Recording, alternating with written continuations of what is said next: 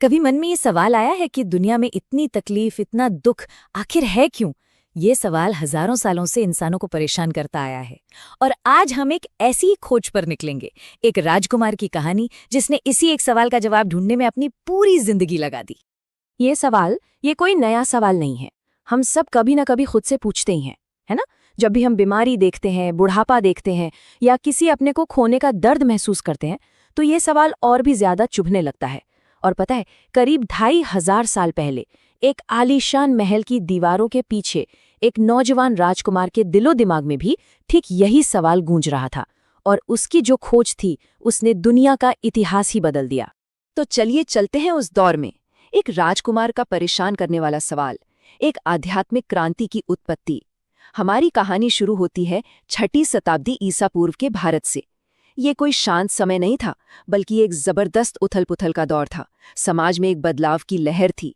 जो पुराने रीति रिवाज थे, जो पुरानी सामाजिक व्यवस्थाएं थी, वो सब चरमरा रही थी। लोगों के मन में ना एक बेचैनी थी। वो जिंदगी के मतलब को लेकर नए जवाब ढूंढ रहे थे। आप कह सकते हैं कि माहौल एक नई सोच के जन्म के लिए बिल्कुल तैयार था। तो सिद्धार्थ गौतम की दुनिया कैसी थी? देखिए, शहर बढ़ रहे थे, पैसे के नए नए रूप आ रहे थे, लेकिन साथ ही जो पुराने कठोर कर्मकांड थे, उनको लेकर लोगों में बहुत असंतोष था। सोचकर देखिए, उस वक्त धर्म का मतलब क्या था? बहुत महंगे, बहुत जटिल यज्ञ, जिन्हें सिर्फ कुछ खास लोग ही समझ सकते थे और कर सकते थे। तो आम इंसान के लिए ये सब एकदम खोखला, बेमानी सा लगने लगा था। लोगों के मन में वही बेचैनी थी। उन्हें कुछ ऐसा चाहिए था जो उनके जीवन को वाकई में, सच में कोई दिशा दे सके। और इसी माहौल में जन्म हुआ सिद्धार्थ का।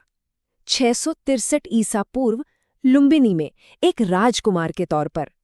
उन्हें ना दुनिया के हर दुख, हर तकलीफ से दूर एक तरह के सुनहरे पिंजरे में रखा गया था। लेकिन कब तक? एक दिन सिर्फ 29 साल की उम्र में उन्होंने 4 ऐसे दृश्य देखे जिन्होंने उनकी दुनिया हिला दी। एक बूढ़ा इंसान, एक बीमार इंसान, एक मृत शरीर और फिर एक शांत तपस्वी। बस उनका जीवन हमेशा के लिए बदल गया।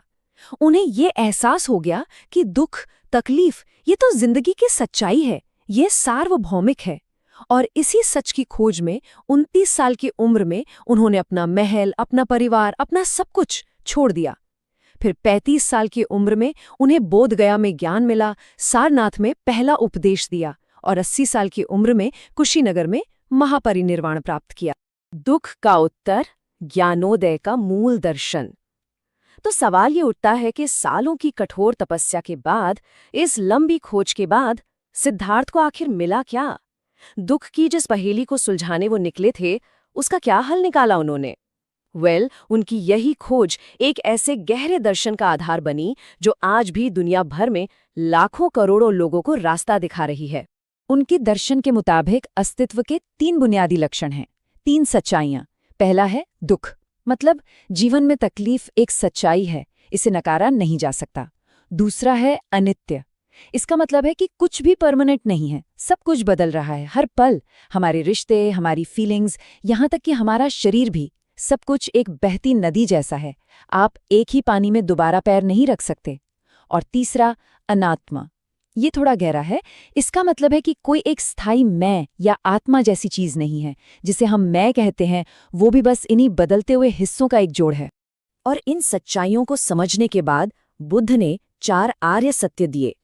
ये मानवता के लिए एक डायग्नोसिस की तरह है। उन्होंने इस पूरी समस्या को ना बिल्कुल एक डॉक्टर की तरह सुलझाया। स्टेप 1, बीमारी को पहचानो, यानी ये स्वीकार करो कि जीवन में दुख है। स्टेप 2, बीमारी का कारण ढूंढो। और कारण क्या है? हमारी कभी ना खत्म होने वाली इच्छाएं, हमारी तृष्णा, हमारा मोह, यही दुख की असली जड़ है।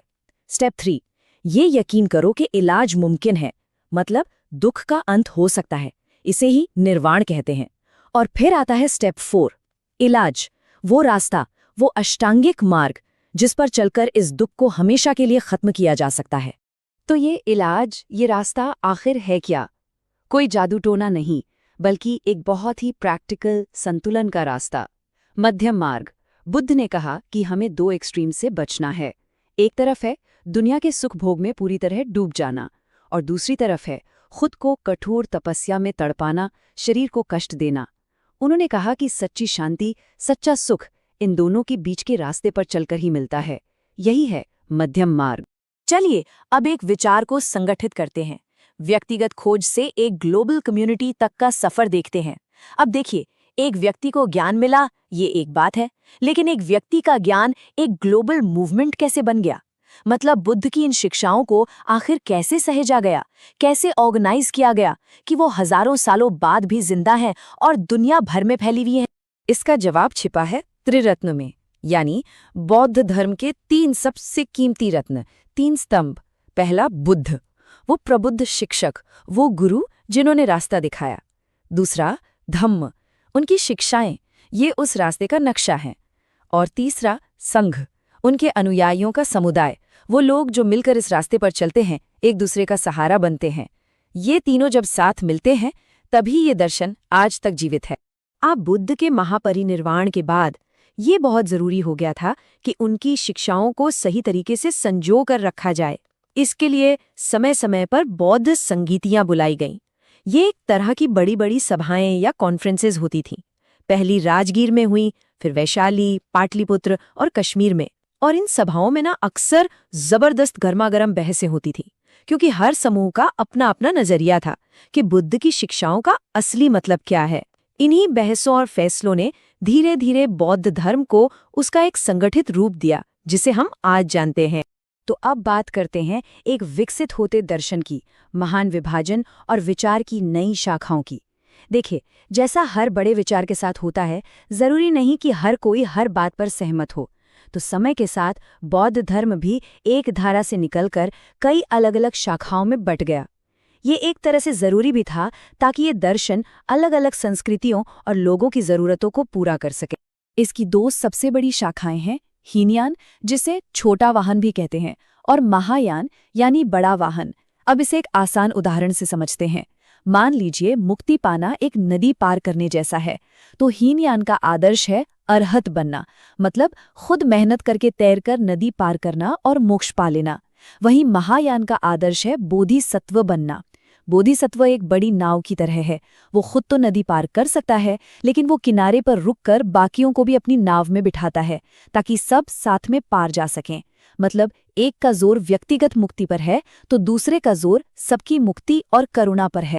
अब आते हैं इसकी एक स्थायी वैश्विक विरासत पर, कि दुनिया पर बौद्ध धर्म का प्रभाव क्या रहा। और यहाँ एक बड़ी दिलचस्प विडंबना है कि जिस दर्शन का जन्म भारत में हुआ, वो अपनी ही जन्मभूमि पर धीरे धीरे कमजोर पड़ गया, लेकिन दुनिया के कोने कोने में इसकी जड़ें गहरी होती चली गईं। तो सवाल ये है कि आखिर बौद्ध धर्म की ये स्थायी विरासत है क्या, और इसका दुनिया पर इतना गहरा असर पड़ा कैसे? तो भारत में इसके पतन के पीछे कई कारण थे। ब्राह्मणवाद का फिर से मजबूत होना, राजाओं का संरक्षण कम होना, और कई विदेशी आक्रमण जिन्होंने मठों को नष्ट कर दिया। इससे यहाँ इसका प्रभाव काफी कम हो गया। लेकिन ये विचार सीमाओं में नहीं बंधे, ये सरहदों के पार चले गए। श्रीलंका से लेकर जापान और थाईलैंड तक बौद्ध धर्म ने खुद को वहाँ की नई नई संस्कृतियों में ढाला और वहाँ की जमीन पर खूब फला फूला। ये आज भी वहाँ एक प्रमुख धर्म है, और बौद्ध विचार का जो स्थायी प्रभाव है वो आज भी हमारी जिंदगी का हिस्सा है, भले ही हमें इसका एहसास न हो। आज दुनिया भर में जो माइंडफुलनेस और मेडिटेशन का इतना चलन है, उसकी जड़ें बौद्ध ध्यान पद्धतियों में ही हैं। नैतिकता और अहिंसा की बात हो या शांति के आंदोलनों की, उन पर बुद्ध की करुणा का गहरा असर दिखता है। और हाँ, गांधार और मथुरा स्कूल की कला और वास्तुकला को कैसे भूल सकते हैं, ये सब उसी विरासत का हिस्सा हैं। तो अंत में ये सवाल हम सबके लिए है। आज की इस भाग दौड़ भरी, नोटिफिकेशन से भरी दुनिया में, जहां हमारा ध्यान हर पल भटकता रहता है, जहां हम हमेशा किसी न किसी एक्सट्रीम की तरफ भाग रहे हैं, क्या एक 2500 साल पुराना मध्यम मार्ग का विचार हमें आज संतुलन खोजना सिखा सकता है?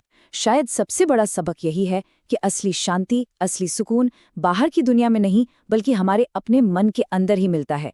ये एक ऐसा विचार है जो हमारी जिंदगी को बदल सकता है। बस शर्त यह है कि हम एक पल रुककर इसे सुनने को